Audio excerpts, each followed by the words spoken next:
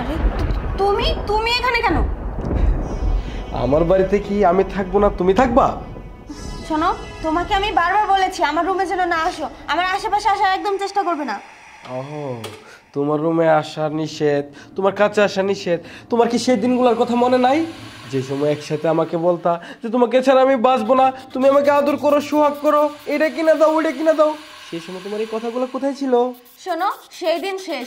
এখন আমি তোমার ভাইয়ের বউ, বুঝতে পেরেছো? শুধু ভাইয়ের বউ নয়, বড় ভাইয়ের বউ, বুঝতে পেরেছো?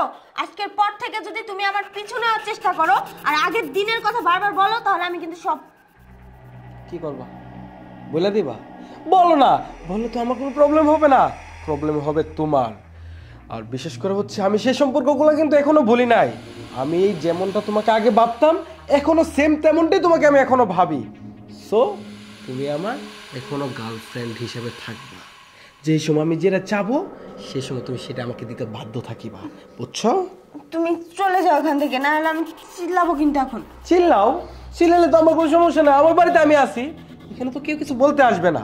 তুমি যদি আমার অফারে রাজি না হও তাহলে তোমার লগে আমার আগে যা যা হয়েছিল না সব কিছু কিন্তু আমি আমার বাইরে কইয়া দিব। দেখো, তুমি এইভাবে কথা কেন বলতেছো? আগে যা হবার তা হয়ে গিয়েছে, এখন এসব নিয়ে কেন বাড়াবাড়ি করতেছো? তোমার ভাইয়াকে এসব বলো না প্লিজ। তোমার ভাইয়া যদি এসব জানে তাহলে আমাকে এই বাড়ি থেকে বের করে দিবে, অনেক বড় সর্বনাশ হয়ে যাবে। তুমি আমার কাছে কি চাও সেটা বলো, তুমি যা চাইবে আমি তাই দিব। আমি কি চাই? আমি তোমার সাথে আগে যেরকম টাইম স্পেন্ড করতাম, তুমি আমাকে যেরকম সুখ দিতা, সেরকম সুখগুলো এখন থেকে আমাকে দিবা। আর যদি তুমি না দাও, তোমার সাথে যে আমার ফিজিক্যাল রিলেশনশিপের পিকগুলো আছে না, ওইগুলা কিন্তু আমার এখনো পেন ড্রাইভে আছে, সেগুলো আমি আমার বাইরে দেখাই দিব। না না, তুমি এটা করতে পারো না। আমাদের সেই ছবিগুলো তোমার কাছে আছে মানে আমি তো জানতামই না যে তুমি আমাদের এই ছবিগুলো তুলে রেখেছো। তোমার ভাইয়ার কাছে যদি এই ছবি যায় তাহলে তো কি ভাববে? ঠিক আছে, তবে একটু সময় লাগবে, আমাকে একটু ভাবতে দাও প্লিজ। ঠিক আছে, বাইবা দেখো কি করবো, তাহলে আমি গেলাম। ঠিক আছে। এটা কি হলো?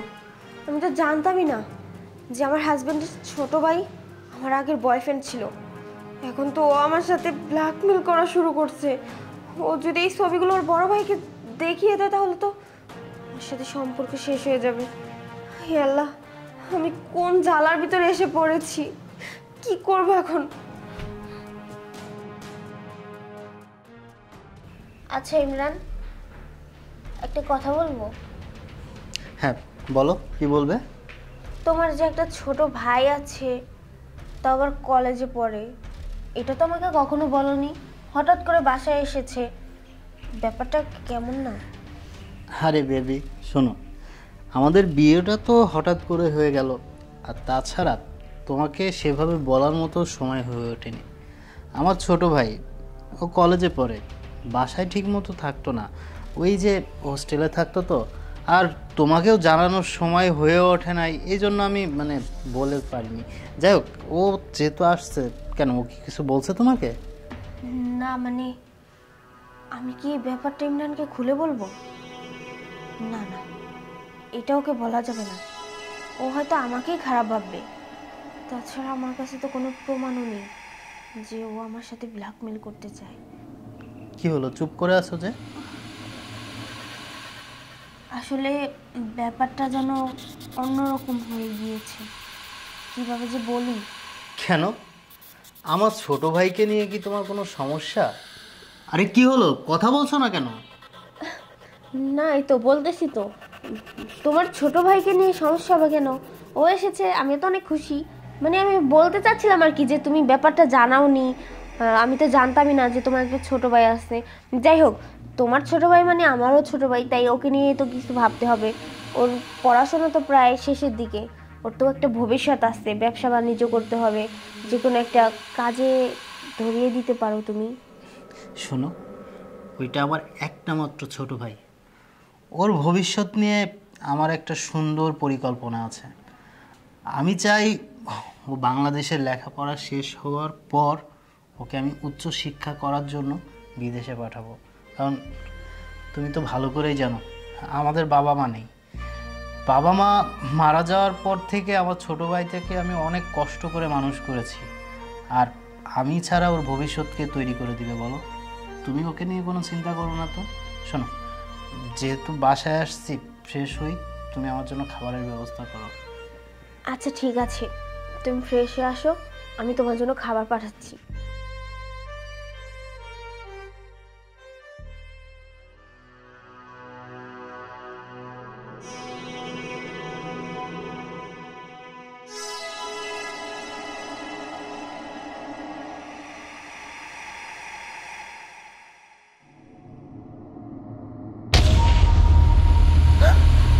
আরে তুমি তুমি আমার বেডরুমে কি করতেছো? আমি তোমার বেডরুমে কি করতেছি তুমি বুঝো না আমি কেন আসছি? শোনো, তুমি একদম বেশি বাড়াবাড়ি করতেছো। বের হও আমার বেডরুম থেকে, বের হও বলছি।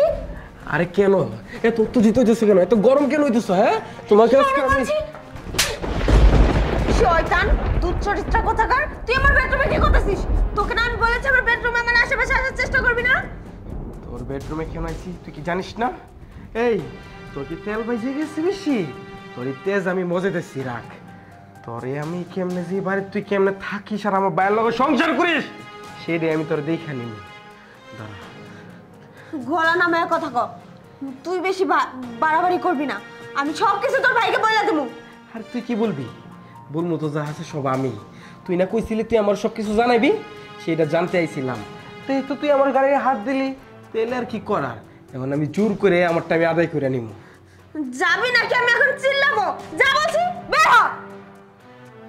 বের হমো, তবে একটা কথা তোরে কয়ে দিতেছি, তুই যত কিছুই করিস না কেন, তুই আমার এই হাত থেকে না রেহাই পাইবি না। আমার কাছে যতদিন তোর এই ভিডিও ফুটেজ এবং পিকচার আছে না, ততদিন পর্যন্ত তুই আমার কাছে কি ধরা, সেই ধরার মোতাবেক তুই আমারে খুশি করতে হইব। আর যদি খুশি না করস তাহলে তো জানিসই তোর কি অবস্থা হইব। গেলাম আজকের মতো, টাইম মাত্র 12 ঘন্টা, 12 ঘন্টা মনে রাখিস। না, আমি এভাবে চুপ করে থাকলে সব শেষ হয়ে যাবে। বিয়ের আগে যা হবার তা হয়ে গিয়েছে। বিয়ে হয়ে গেছে আমার হাজবেন্ডের সাথে, আমি এখন আমার হাজবেন্ডকে ঠকাতে পারবো না। আমি এই ব্যাপারটা আমার হাজবেন্ডকে বলবো, আমি আজকে সব বলবো।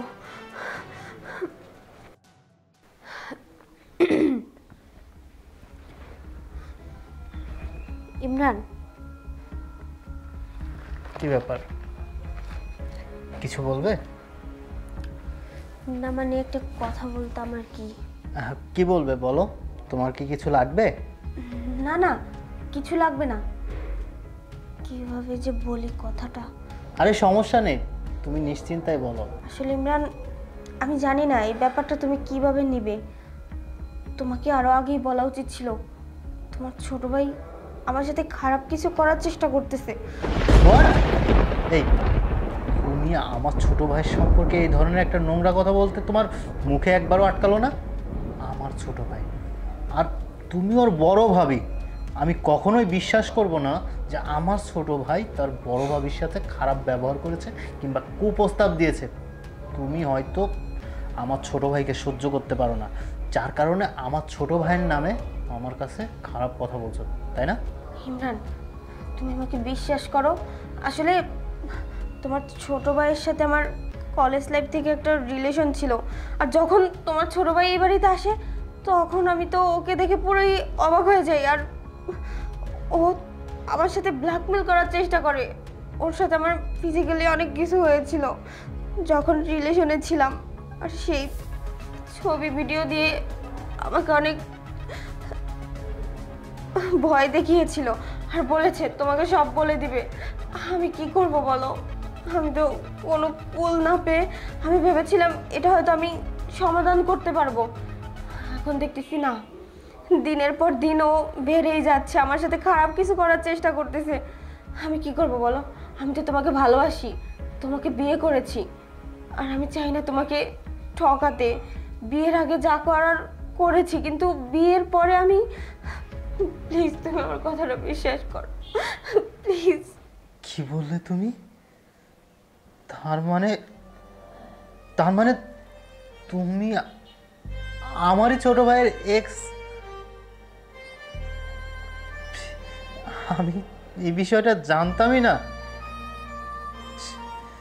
এত কিছু হয়ে গেছে, তখন তখন তুমি আমাকে কেন বলনি? হ্যাঁ, যেদিনকে আমার ছোট ভাই আমার বাসায় আসলো, তুমি তো সেদিনে আমাকে বিষয়টা বলতে পারতে। ঠিক আছে, যেহেতু এত কিছু হয়ে গেছে, যা ব্যবস্থা করার আমি করছি, তুমি চিন্তা করো না। আমি তো তোমাকে ভালোবাসি, তাই না বলো?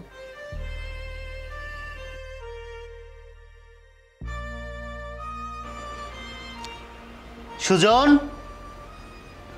এই সুজন, জি ভাইয়া। একটু এদিকে আয়।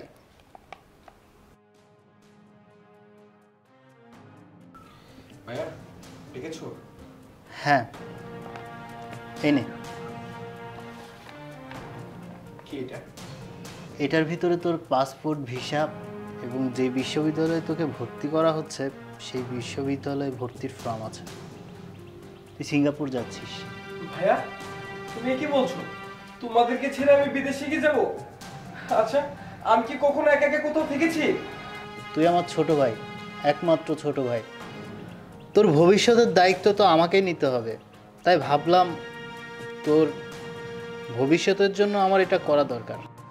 এই জন্য তুই বিদেশে যা, মন দিয়ে পড়ালেখা কর। আর আমি চাইবো তুই অন্তত আমার কষ্টটা বৃথা হতে দিবি না। তাই আমি চাই খুব তাড়াতাড়ি তুই চলে যা। না না ভাইয়া, আমি তোমাকে ছাড়া থাকতে পারবো না। আমি আমি সিঙ্গাপুরে যাব না। নাও। ভাইরে, বুঝতে পেরেছি। বাবা মা মারা যাওয়ার পর থেকে তোকে আমি কোলে পিঠে করে মানুষ করেছি, কখনো মা বাবার অভাব বুঝতে দিইনি।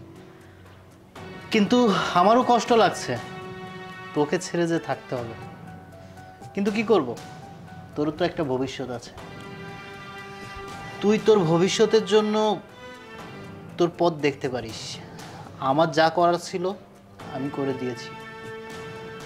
আমি চাই বাকিটা জীবন তুই তোর মতো করে চল, আর তোর জন্য কোনো ক্ষতি না হয় সে ব্যবস্থা আমি করব।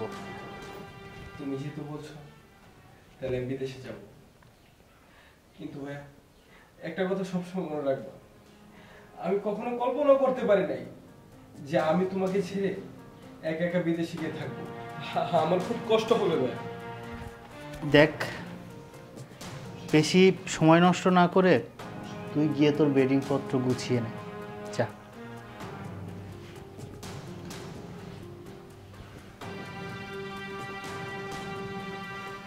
তুমি কোনো চিন্তা করো না।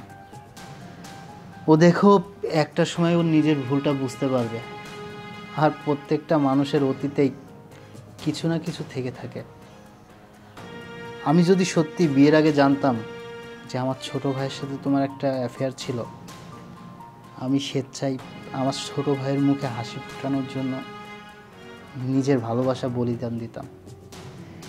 তুমি চিন্তা করো না, যা হওয়ার তা তো হয়েই গেছে। ও আস্তে আস্তে সব কিছু ভুলে যাবে। আর তোমার সাথে ওর যেই ছবিগুলো আছে হয়তো সেগুলো নষ্ট করে ফেলবে। সত্যি ইমরান, তোমার মতো এরকম একটা হাজব্যান্ড পাওয়া খুবই ভাগ্যের ব্যাপার। আজকে আমি অনেক খুশি যে আমার হাজব্যান্ড আমি এত বড় একটা ভুল করার পরেও সব কিছু জেনে শুনে আমাকে ক্ষমা করে দিয়েছে।